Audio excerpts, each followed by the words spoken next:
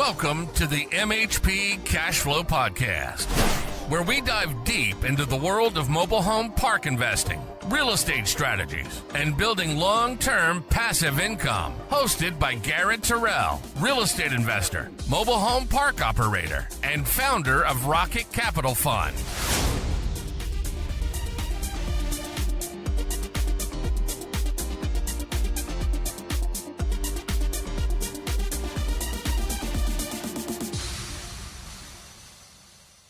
All right, what up, everybody? Welcome back to the MHP CashFlow Podcast. I am your host, Garrett Terrell, and today we have an exciting guest on today in Mr. David Jessee.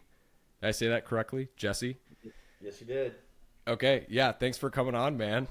He is a mobile home park owner in the Southeast, currently has 250 units in his portfolio, and we're excited to talk with him today. David, thanks for hopping on. Hey, it's good to be here, man. Yeah, absolutely. So, first couple questions that I have is, how did you get into the MHP space? I'm sure you didn't grow up wanting to own mobile home parks, just like me. You probably just fell into this. What's your story? How did you get into this space? Well, I was just a single family investor doing wholesale deals, flips, single family rentals, doing the burst strategy a lot. That kind of dried up on us with the interest rates. Last few refinances were just not really even cash flowing, and I just had the realization that it's a hamster wheel that I was not going to be able to get off. There's no way to retire in this business when you're living deal to deal, and I just figured, I had to really build a multifamily portfolio to be able to really have light at the end of the tunnel. So that was my mindset, and I started researching multifamily, joining masterminds, learning what I could, and eventually I decided, I want to do the mobile home park business more so than the multifamily business based on cash flow perspective, and then also, being an affordable housing option. If there is a downturn, it's hard to imagine rents in the extremely affordable, unsubsidized rents going down lower than what they are. So yeah. I figured it was as low as it was going to get. It had nowhere to go but up. So that was kind of my thesis for focusing on mobile home parks. That's awesome. Yeah. So similar story, with me. I mean, you kind of tested out the single family space. You're like, it's not as good as what people are saying, or, maybe it wasn't a good experience overall in the single family space, and you wanted more cash flow. So you looked into more so multifamily. And what did you kind of distinguish between mobile home parks and multifamily? Because, a lot of people get into multifamily. A lot of people are attracted to that asset class. How did you distinguish mobile home parks versus multifamily? Well, to me, it seemed like most multifamily was bought for appreciation. Lower cap rates, less cash flow, and maybe more security in the structure or the property value going up over time. Where a 4, 5, 6% cap rate is not a lot of return, really when you think about a cash on cash return. So, right. I'm seeing deals, but the deals are not really deals. And compared to single family, what I'm used to, I wasn't really making money at a 10% return. Wasn't really profitable. So. Yeah. Going down to a 5% return, even though you have the efficiency of scale, I'm not. It's just hard for me to understand how am I making money on this if there's any sort of price decrease, rent decrease. Is to me, it's just like, yes, on a 10-year hold, that 200 unit apartment building is going to be a great hold for 10, 20 years for sure. But I have to live, in the meantime. So cap rates were a lot higher on mobile home parks, turnkey, also value add, much higher as well. And after really looking into it, it was like the problem with these mobile home parks is a lot of people are not able to get them financed. So I was like, okay, that's the main hurdle to having a higher return is being able to actually buy these properties, where a lot of banks won't finance them, and certain parks would qualify for good debt, certain parks would not qualify for good debt. And I realized that was the number one hurdle that I could spot. And I figured if I could knock that hurdle over, I could have a strategic advantage and basically win in real estate. So that was my decision, is to figure out how to finance these and exactly what lenders are willing to lend on. What are the comparable rates compared to apartments? How creative can we get with lenders? What lenders will allow for certain types of seller carry and what would not? And by really understanding the lending profile of a lot of various banks and credit unions that offer debt on these types of assets, I feel like that was the main hurdle. And if I can overcome that, then we can buy mobile home parks. So right, that's the focus we took, and it's proved to be true, really. Yeah, no, you touched on a lot of good things there, and you're not the first person to say that either. It's hard to make money. It's hard to make cash flow with multifamily, right? Like you can expect a good return or a good equity gain in 3 to 5 years if you're doing a value add or something along those lines. But for those 3 years, you're really not making much every month. I mean, after debt service, after all expenses, you're really not making much in the multifamily space. But comparatively to the mobile home park space, if you line up the debt correctly and you buy the right property at the right price, I've never seen larger returns in any other asset class besides mobile home parks, right? Like as far as cash flow goes. So I think that's what initially attracted us to the industry is the cash flow, right? Because just like you said, you can't pay your bills every month with equity. You have to have cash flow, And so I'm glad that you brought that up. And so, kind of transitioning into your next point, you said that you purchased a lot of these with creative finance, right? And you talked about banks letting the seller carry or maybe not letting the seller carry. And you probably had a learning curve in there, figuring out what exactly you need to do to get these, purchased, because that's the hardest part is the financing, right? They definitely make money, but you have to figure out how to line up the debt in the capital stack and so on and so forth. So talk to me about what you learned in the creative space when it comes to purchasing mobile home parks. Okay. So I already had experience with creative finance, seller financing, and some other creative strategies. And then when you get into the mom and pop mobile home park sellers, a lot of times they purchase these seller finance. They would consider seller financing. A lot of sellers won't consider seller financing, and that's fine too. We send multiple offers. The one we actually are closing a deal today, that's a seller finance deal. The next park that we're closing, which should be in about 30 days from today, we should be closing. That's a traditional purchase. So, we do both. One thing I did learn moving over to the commercial side is the lenders on these assets are more aware of like a seller carry second position, more so than single family lenders and stuff like that. You're not really going to see that kind of thing very often. It's pretty common, and it's I want to say about half of my deals ended up being creative finance so far over the last few years, maybe 50-60% to some degree. And one thing that you'll find is some banks will allow for a seller carry second position, lien against the property, right? So some will allow it, some will not allow it, and some will allow the seller to have a note against the property, but not for the purchase of the property. So they may not allow for purchase money, meaning, let's say we've heard gurus say, "Oh, we have the seller finance our down payment." Okay, got it. So the seller's going to finance your down payment.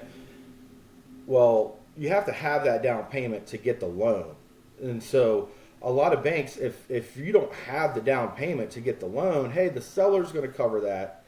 They will not do the loan.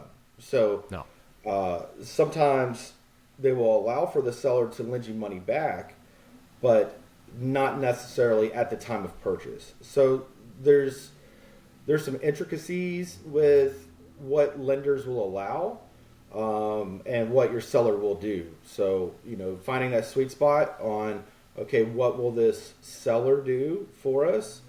And do we have a lender that will accommodate that specifically? And if not, how do we re-engage the conversation and change these terms technically, but ultimately it's some semantics, because they're walking with the dollar amount we said they're walking with. They're getting the monthly payment we said they're getting.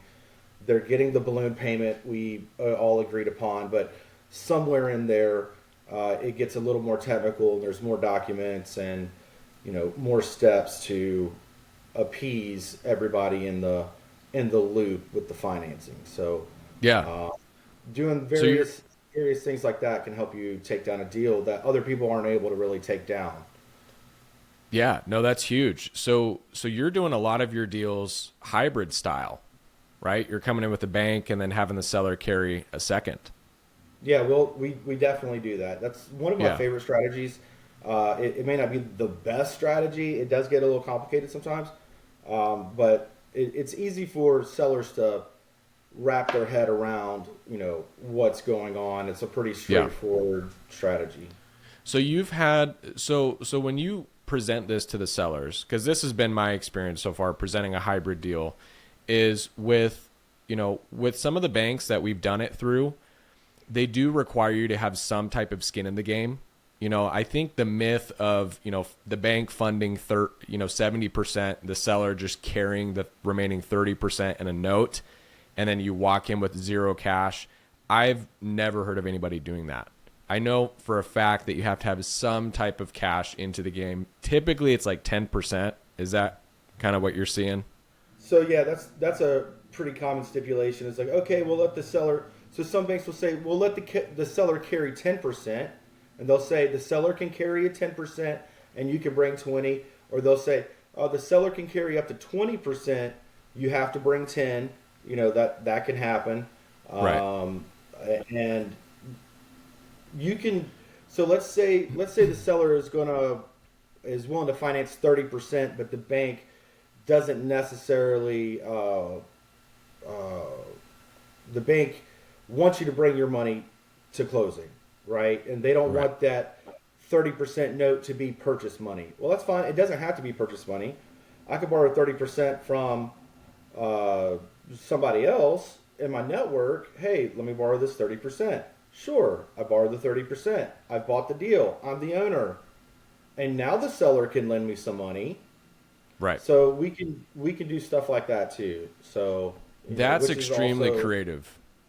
Yeah. Because that's a thing that not too many people know about, is actually after the closing, you can basically purchase the property, bring in a hard money lender or a private money lender for the cash to close or the equity per se, and you can close it. It's funded, it's recorded, it's closed and everything. And the seller can then turn around the very next day. Obviously, if you have an agreement and everything put together with them, they can turn around the next day, write you a check and give you the money back. And then you have a promissory note created with them to where you're making monthly payments and has all the terms and everything. A lot of people don't know that. It's crazy. Yeah, and it's pretty rare to see investors actively doing this. Also, I need to mention that some banks will not allow that at all. So Correct. You could attempt to do that, and I would not recommend doing that type of strategy if your lender tells you, no, we cannot have another position. Maybe they won't find out about it. You might want to play that game if you decide. I personally, I want to be on the straight and narrow with my lender, because that's that relationship that we're going to repeat over and over. And also, we're not talking about a $100,000 house here, so this is a lot more money. We don't want to be playing with anyone else's money. We don't want notes getting called due. We don't want crazy penalties and all that stuff. So we make sure we abide by what our, the loan officer explains what is allowed, not allowed, and most of them through their careers have heard all types of creative structures if they are an experienced loan officer. And they'll say, "Oh yeah, we've heard of that. We've done this," and they'll talk to you about what you can do and what you definitely cannot do. And in a situation where a bank will not allow a second position, hey, if there's any other lien on this property, we are taking it back. Okay, well, you don't want to put a lien on the property if they tell you that you can't do that. So you have to have that conversation with the seller. Let this be a promissory note. So you can do a promissory note. You can put other real estate up that you own free and clear. Say, hey, I'll leverage my house that I own against this whatever amount of money so that you trust me. You could do something like that, which I don't necessarily recommend, but it's commonplace in real estate that you can leverage other property. Really good point you brought that up, because obviously you don't want a note called due. You don't want to commit mortgage fraud. But it's easy to have that conversation up front with the loan officer and say, look, this is what I'm trying to do. Can we do this? And also you just want to double check, make sure your attorney reviews the loan documents before you actually sign them, to make sure that if there's no weird verbiage in there that says you cannot allow a second lien position on the property. If that does happen, the note's going to get called due, And even in that case, what you can do, and I've done this on single family before, is you can do a promissory note with the seller. After you close on it, they write you a check, but the promissory note does not have to be attached to the title. It doesn't have to be a physical lien. It can just be a non-collateralized promissory note. You're still personally guaranteeing it and you're still paying it, but that note is not attached to anything. So I've done that as well.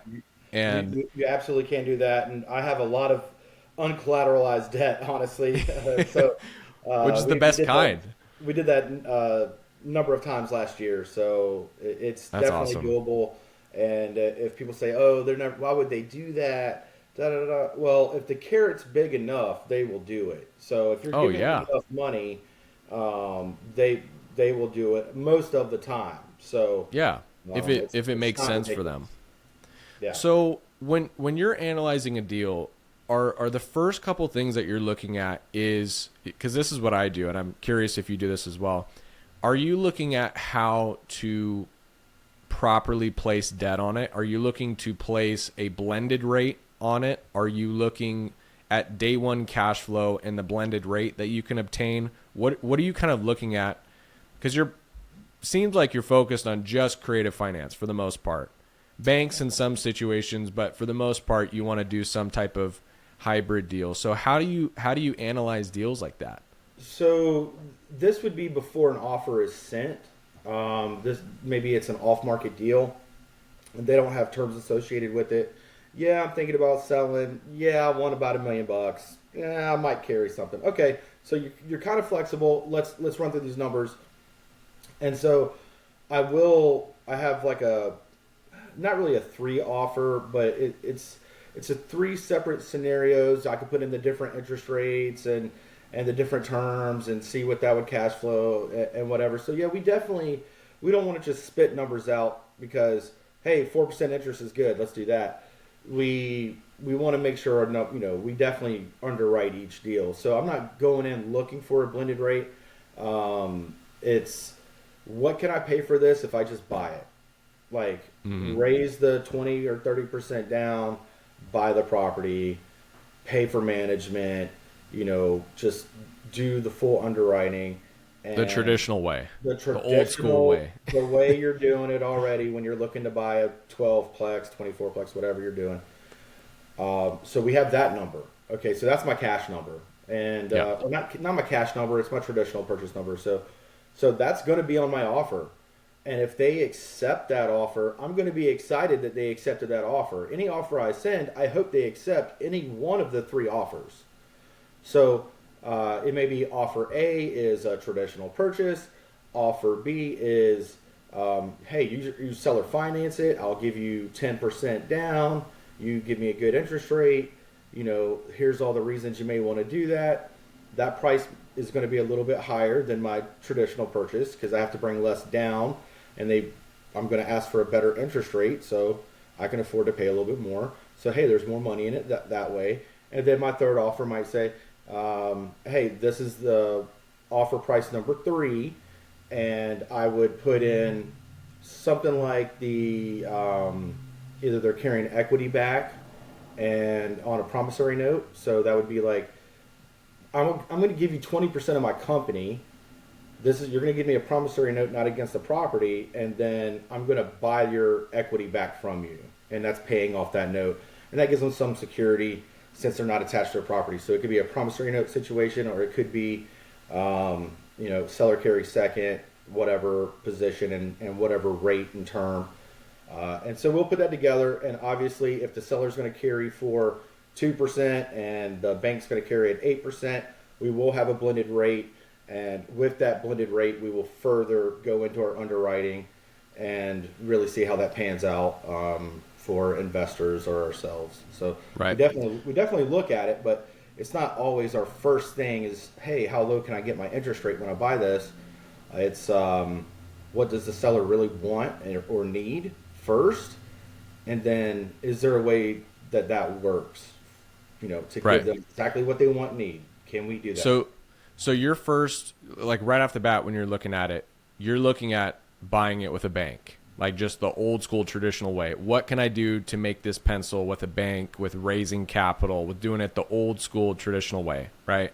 Yeah. And then your second strategy is a seller finance first position note. Yep. And then the third is the hybrid deal that we were talking about. Correct.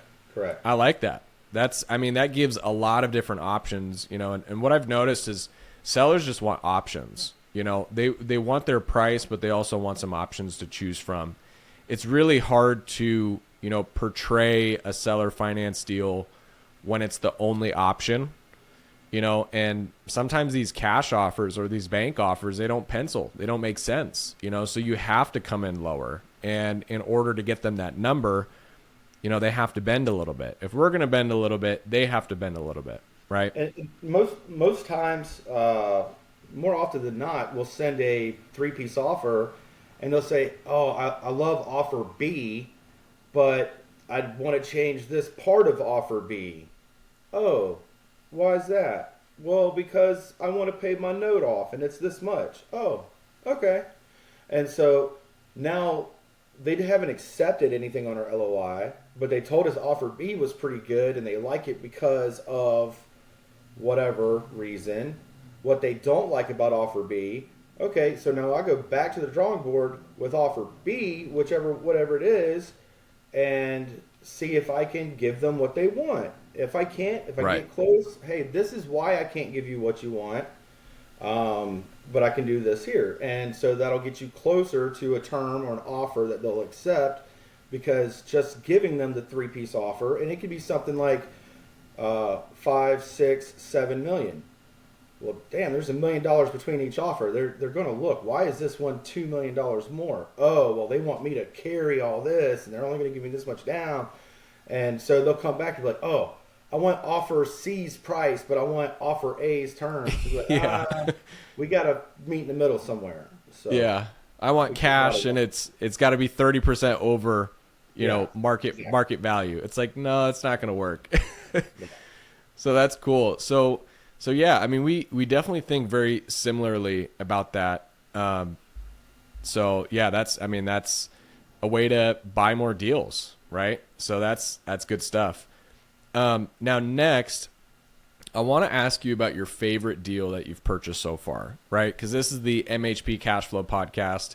I love the cash flow of MHPs. I think it's a thing that not a lot of people talk about. You know, they talk about buying parks and operations and stuff like that. But really the carrot that's dangled in front of us is to buy a park that produces good cash flow, right?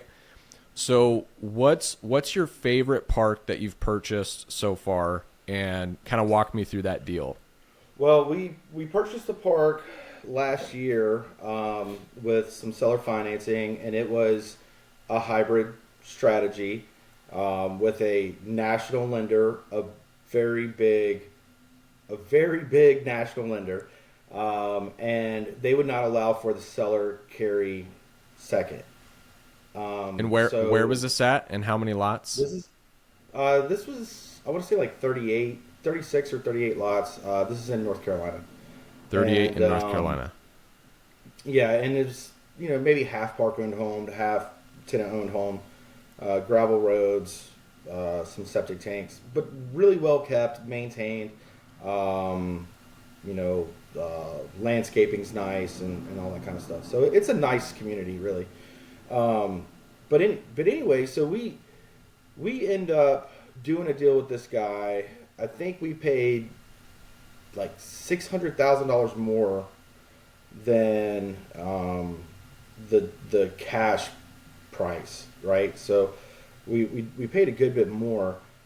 However, the seller carried, if I can recall, right around 50%, like 40 or 50%. Wow. At like a 2% interest rate. So we did pay more than what our underwriting said we should pay, but with a 2% interest only carry on, I forget, it's like on 800,000 or something.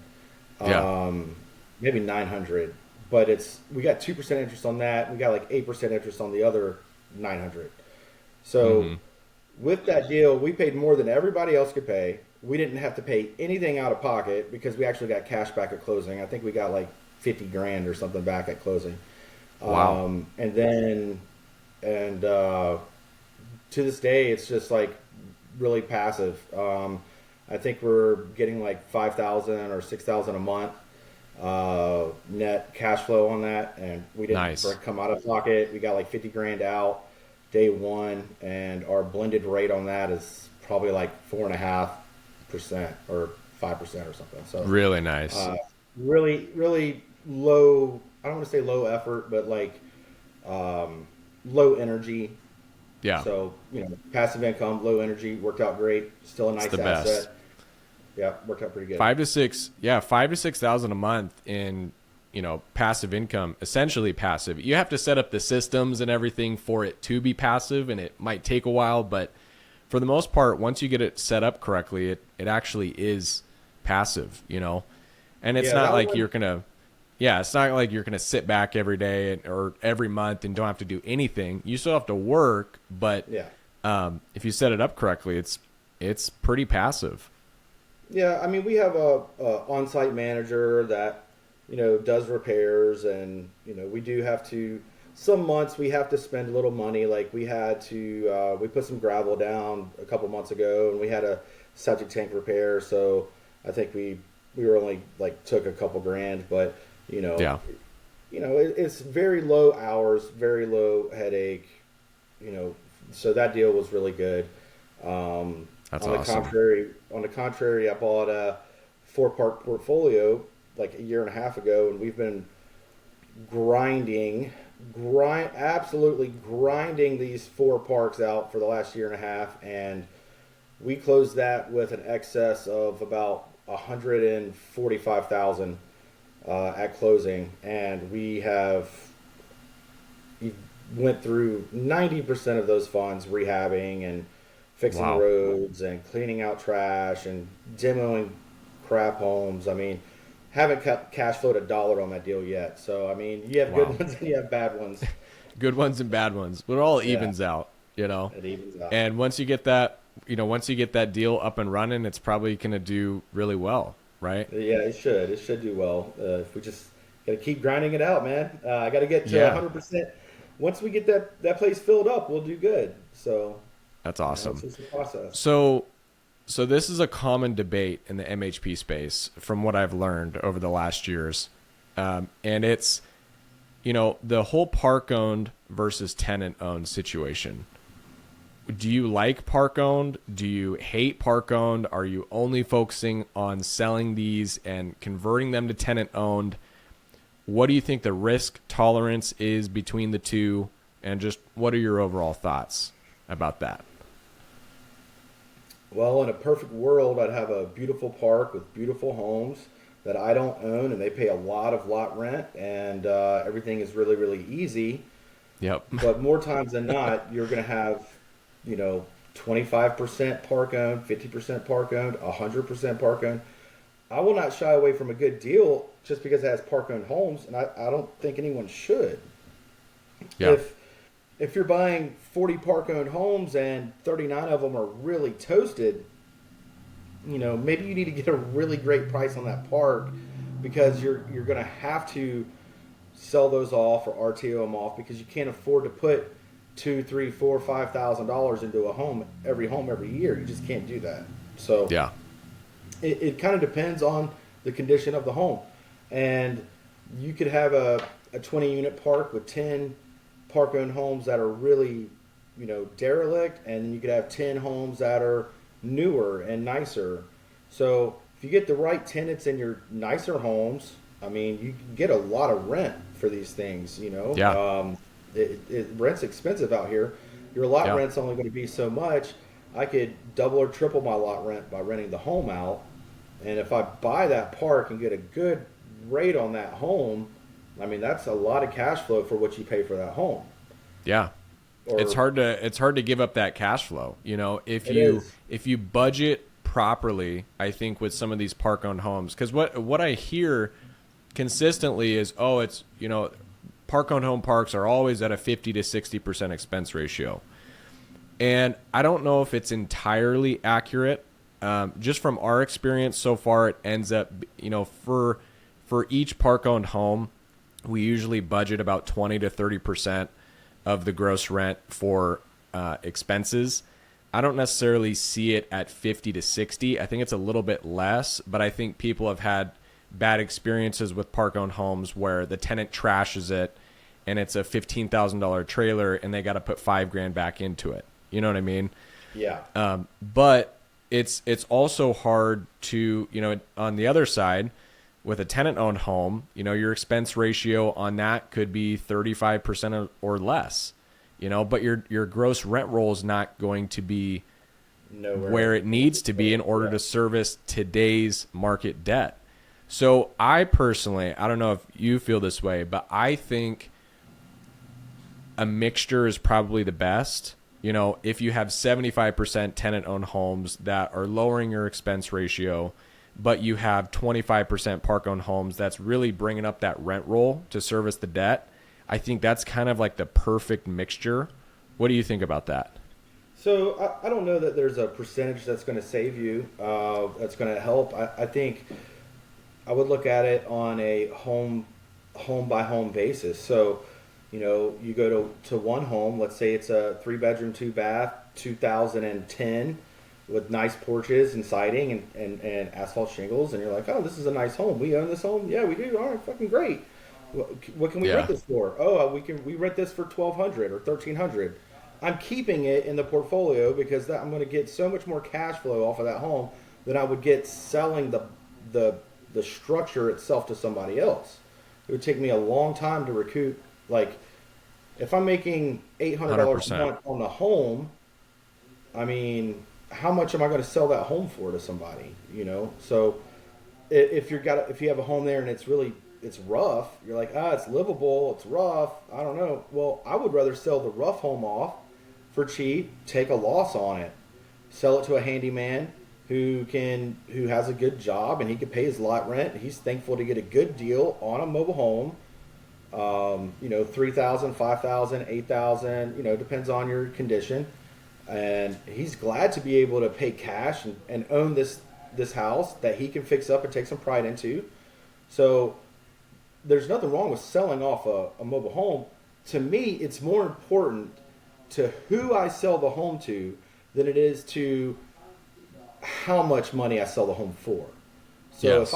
if I can sell this home to somebody that I'm actually confident is going to put their own time and energy and money into this property, into the house, I would rather give it to them for dirt cheap and let them have some pride of ownership in their home that they own on my property. I would rather do that than, struggle to sell this thing off and get my money back. And, it takes months and months and months to figure out what to do. Go through a couple bad tenants. A bad tenant costs you a year's cash flow, when you have to clean out the house and all that stuff. So I'm totally in agreement with that. Like, sell the bad ones, get those occupied, get those handyman specials out there, keep the good ones if there are park-owned homes, right? keep the good ones, why not? Because it's like, you want to get these lots occupied, but also, if you can make $800 to $1,200 a month in rent and park-owned home rent, and it's set up correctly and you're selling it or you're renting it to a good tenant, then you can keep that expense ratio low. But if you're renting it to a sketchy person or, and you don't feel confident and you just put in a couple $1,000s and make ready to get the unit ready to rent, then that tenant's going to trash it in 6 months, and then you have to pay another $5,000. So now you're $7,000 into a $12,000 mobile home. Then it doesn't make any sense, Absolutely. And so it's just, It's to a me, fine it's kind line. of simple. Yeah, it's a very fine line, but it's simple to look at each park-owned home and figure out what's the best plan of attack for each. I just think the whole park-owns do not get any love. I hate that they don't get any love. Yeah, they get zero. They get zero love. I met a mobile home park investor. He had like 120 units between two parks, all park-owned home. I was like, you have 120 park-owned homes. Like, why do you have that? He was like, I'm in full control. I was like, what do you mean? He was like, if I don't like the way something looks, I get it fixed. Bam, my park looks great. You have all tenant-owned homes. Well, I don't have any say over, hey, you need to paint this. Hey, you need to do this. I have zero control when I don't own the homes. Yeah. And I don't necessarily fully agree, but I do understand the feeling behind, hey, I own every house in this property. I have my minimum living standards. Every house will stay up to the standard that I say. I do my roofs every 10 years, or I have a service guy every 2 years, hit all the HVACs. Like, I can see why people do it, and then the cash flow is amazing. So, I mean, no love lost here. It's so funny that you brought that up, the control aspect to it, because I kid you not, my first park that I bought about a year ago, 33 unit, all park-owned home in Alabama. And that is word for word. And the seller was retiring. She had owned it for, 25 years, typical seller profile, was ready to retire, ready to go. That was the same exact thing that she said. She said, I did have it as tenant owned for a while when I bought it. And the thing is the people trashed the place. It looked terrible. They had junk in the yard. Obviously you can set community standards and all of that, but it's hard to enforce it when they own their own home. And she said the place looked like crap. It looked terrible. And so over the course of 25 years, she would bring in a couple homes a year, get them remodeled, get them rented to good people. And I think there is so much value, intrinsic value, to having control of the deal. Because if you don't have control, to some extent, there's also a level of risk that comes with that. And so a lot of people say, oh, tenant-owned homes are great. You don't have to worry about anything. It's just, you just sit back and just collect. That's not the case. I've seen a lot of tenant-owned parks that look like absolute crap. And I've seen a lot of park-owned home park. And I'm sure there's differences, in market and area. Yeah. I've seen some park-owned home parks that look incredible. I'm like, man, I would live here.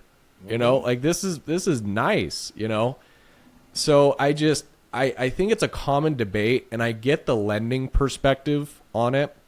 Because as a lender, think about it. If you're funding money on a deal, obviously if somebody trashes the unit, you know, that puts a lot of risk and stress and heartache on your borrower. It does, and I understand where they're coming from with that. So, but look at it this way. So it kind of frustrates me because, hey, I'm willing to lend you $1 million on this park, but we're not counting any of the homes. Okay. This other bank, I'm going to lend you $1 million on this park, and that's because of the homes too. Okay. Well, in either scenario, I've borrowed $1 million, right? In either scenario, when a home gets wrecked, I don't get lot rent until the home is no longer wrecked. Yeah. So just because you didn't lend on the home doesn't stop that home from sitting on that space, blocking me from making money on the land that you lent on. So you have to be beholden to the home that's on the property, because regardless if you're lending on the home or just the land, when that home is vacant, that land is not making money. Yes. So what's the difference? It's very frustrating that lenders don't see that, because no matter what, the home produces the revenue. The home produces the money to pay the debt service. You know, you can't make any money off of a vacant lot. So I understand that they're lending on the land, but the thing is it's kind of a double-edged sword, because you have to have the home there on the land to produce the revenue. Yep. You know, and they think, I feel like lenders think if you have a vacant lot, there's going to be somebody out there ready, willing, and able within a drop of a hat to just come in and drop off their $15,000 to $25,000 mobile home, spend $7,000 to do that, and there's no risk in that. There's no risk involved at all. That is not the case. Let's talk about that. Yeah. So I feel like other people listening to your podcast, other potential mobile home park operators. Yeah. So from your experience, how long does it take for an organic infill where somebody's like, oh, how much is lot rent? I want to move my home here.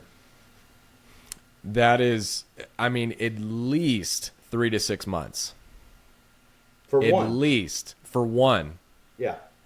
And it's a lot of communication back and forth. Mm-hmm.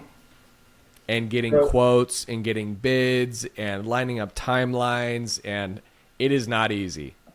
Agreed. And before, when I first got in this business, I heard of other park operators paying to move people. And I was like, why in the world would you spend that money? Why in the world would you spend that money? Well, that's not a cash flow play. What that is that's an equity. Enterprise value. So yep. If I spend, let's say I spend $10,000 a unit and I fill up my entire park, whatever the number is, well, now my value of my enterprise, my land and everything has gone up because I have tenants, regardless that I just spent that money to put the tenants in there. Yeah. 100%. Yeah, because if you think about it, if you're getting a valuation of $35,000 per occupied lot, and you got somebody with a $12,000, $15,000 trailer that they own, that they want to move on to your lot, well, it might make sense to pay $7,000.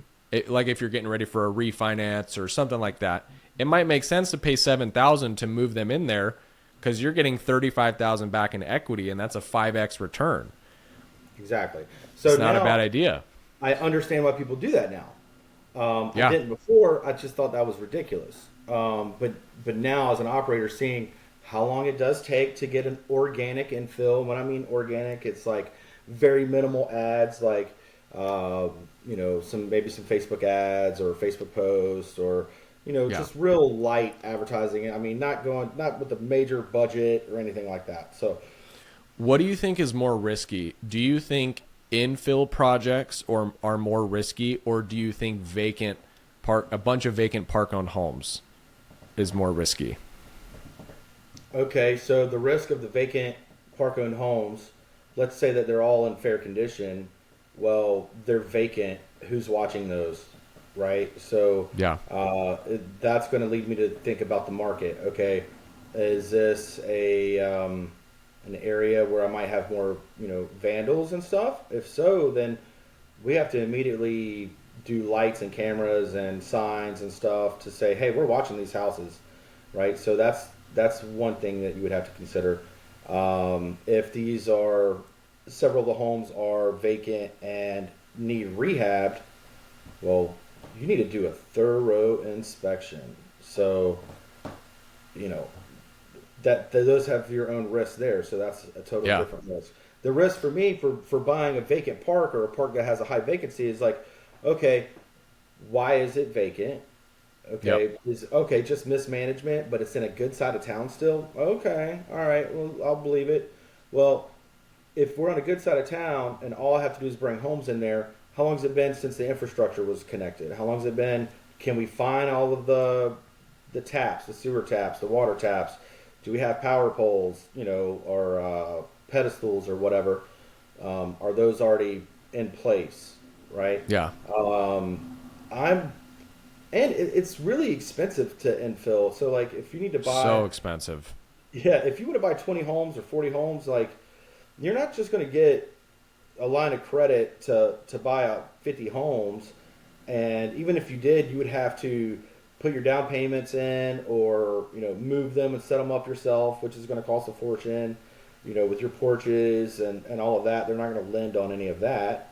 Yeah. So it's really expensive. I probably won't do a massive infill projects unless it is in a lifestyle, like choice area kind of thing, maybe like tiny home communities, which I've been working on several of those. So tiny home communities, it's not so much an affordable housing issue. I think maybe the infill would be a little bit faster with something like that. But major infill projects, we need to be heavily funded, when we close. Yes. Infill to me seems so risky. I mean, unless it's an absolute no-brainer. Like if it's in a great MSA with 500 plus thousand or a million plus people in the MSA and there is tons of demand, yes, I feel a little bit more comfortable doing, a 20 or a 30 or a 40 vacant lot infill. But with some of these smaller markets, when they're 1,500 people, 3,500 people, an hour outside of an MSA and the seller's like, oh yeah, we got 10 extra vacant lots. And it's like, man, I don't know if the demand even makes sense to do that. Like I can't really put much value on that vacant lot if I'm going to sell the home for maybe $5,000-$10,000. Yeah. And it's like, and then you got to go through all the hassle of getting it moved and getting it set up and leveled and tie down and then occupancy permits and all of that stuff. It's like, for me, infill, the juice has to be worth the squeeze, right? It has to be an absolute no-brainer. Otherwise, I would look at a deal with vacant park-owned homes, see how bad they are. Like if they're really bad, that's another thing. You can sell those off and, there's ways to capitalize on that. But I personally would rather look at a vacant park-owned home deal because I think there's an immediate play for something like that. But, a 10-lot deal with 20 vacant lots that you have to infill to get it to $1 million deal or a $1.2 million deal, that seems like an absolute headache in order to do that. What do you think? It is an absolute headache. So I will agree with you. If we had 10 vacant homes, okay, the 10 vacant homes are there. I could sell them to a handyman.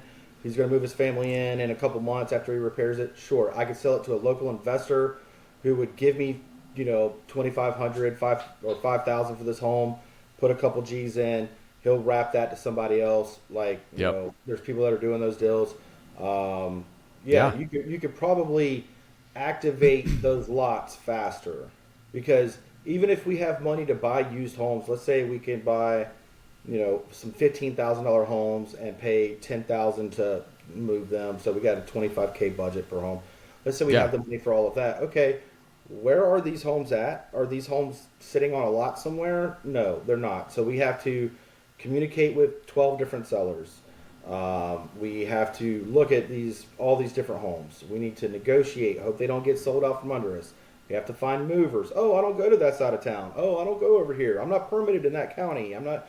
So, Yeah.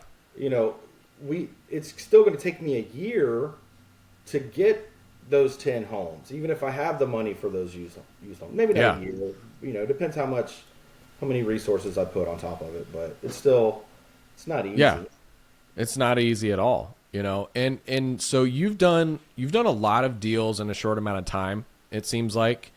So let's kind of switch gears really quick. So, you know, you've done a bunch of deals, and how are you sourcing your deals? Are you doing direct to seller marketing? Are you doing a lot of stuff on Facebook, on email, talking to brokers? How'd you kind of find your first couple parks, and what do you do on a week to week and a monthly basis to find deals? Well, so you have to keep in mind I have a creative finance kind of mindset. So I typically I send offers on stuff that's on market all the time, right? So path of least resistance, something is already for sale. You looked at it, it's in an area you're interested in. You see the pictures of the park and you like the way it looks. Oh, it's 2 minutes from Walmart. I mean, like, whatever your criteria are. Okay, I don't like this $2 million price. Okay, so now where's my cash price? Here's my seller finance offer. Can I get on the phone with somebody? What's the deal? Will they consider seller financing? Talk to the brokers.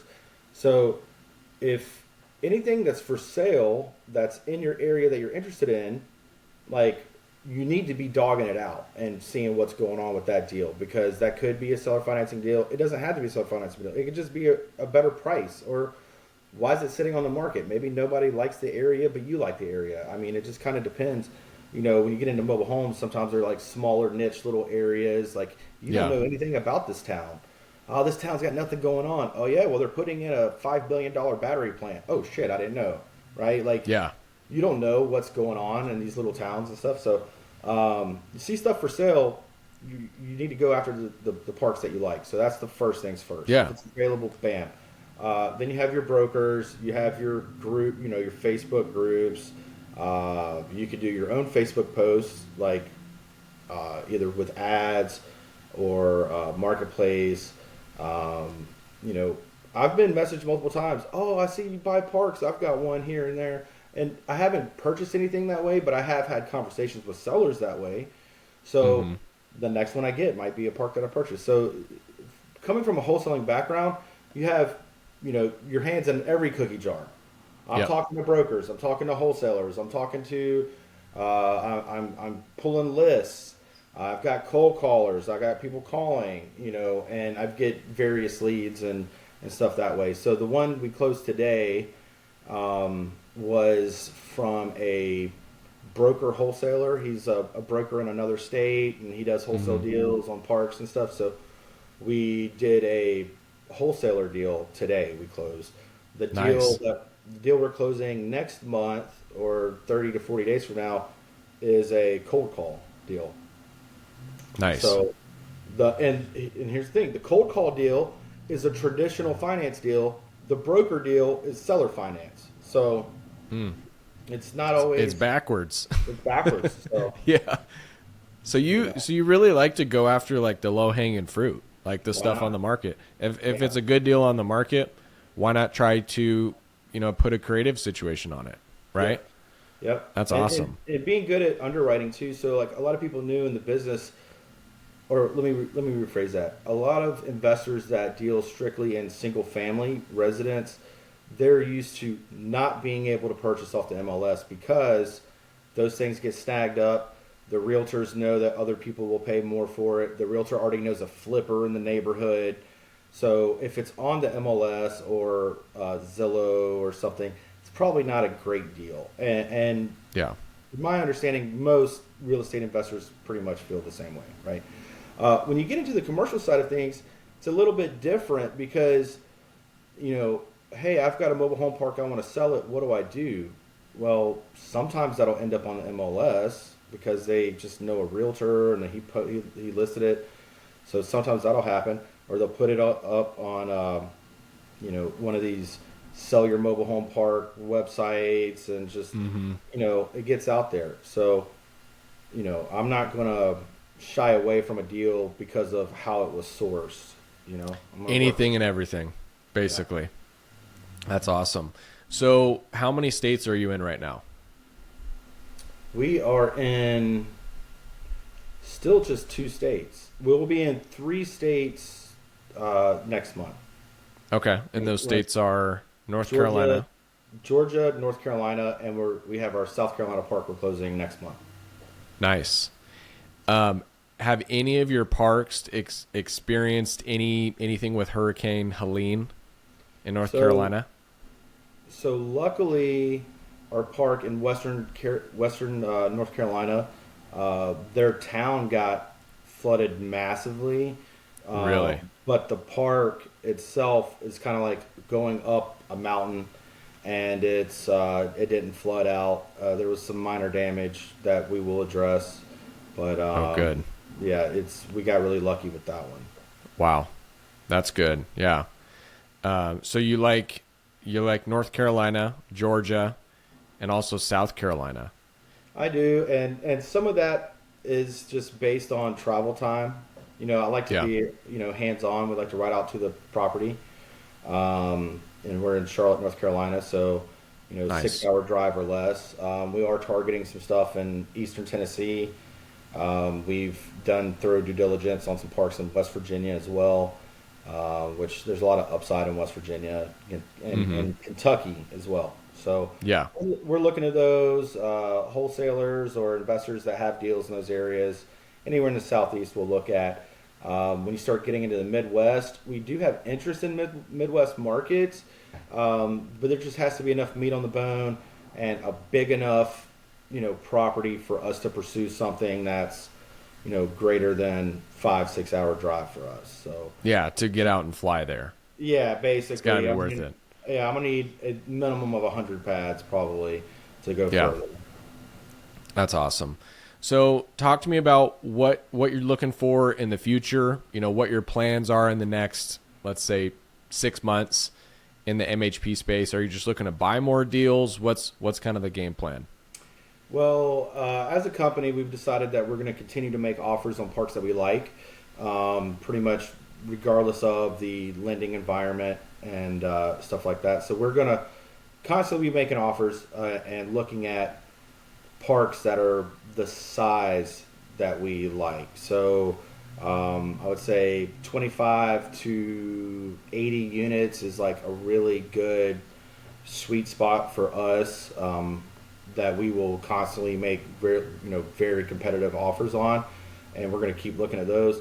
But we're pushing into like the tiny home community development space. We're working on multiple like complete community developments right now that we are very interested in. So that would be like nice. RV park / tiny home community with some long-term RV rentals and some cabins and different things like that. So that's kind of where we're going. We'll stay in the mobile home park space, but we like that business model as well. That's awesome. And is it just you and another business partner? Or what's the structure? So I have 2 business partners. So my brother Daniel and my business partner Tom, we are together in one business, Careland Equity, and we do have a number of single-family rentals, under a dozen, and we have some. We have a duplex and we have a triplex. Yeah, we have a duplex and a triplex as well, and then 8 mobile home parks together. So we do flips. We've got to stay cash positive. So sometimes we have all our money wrapped up in deals. We invest in our own deals. We operate. We do our, we get our hands dirty. We go and we work into parks and stuff like that as needed. Not our first choice, but we will do it. And so sometimes we need to just, make some money. We might do a flip. Yeah. We might wholesale a deal here and there. So just to kind of grease the axle and keep us going. But, always looking to just do more deals. Mobile home park deals. I mean, we're looking at apartments too, but just not as thoroughly as we're looking at mobile home parks. Yeah, exactly. Got to keep that fast, medium, and slow money coming in. Yeah.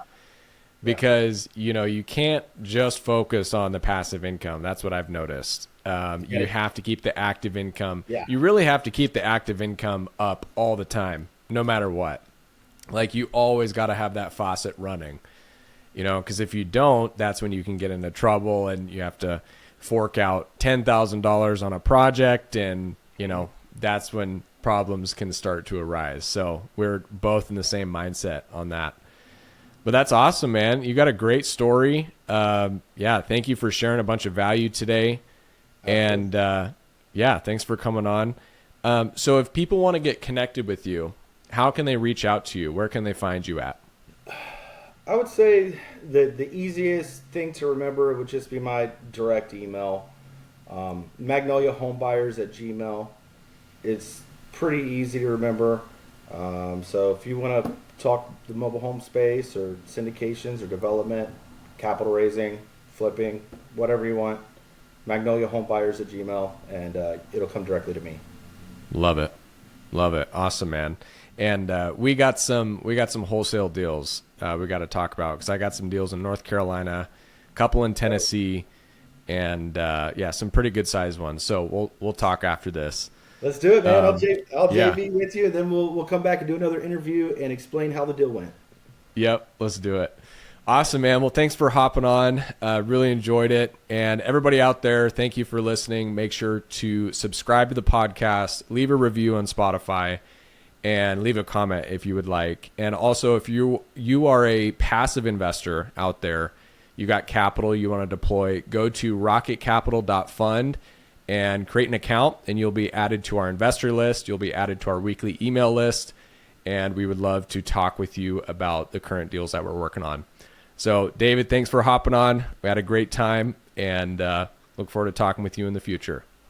Thank you, sir. Have a good one. Awesome. Thank you.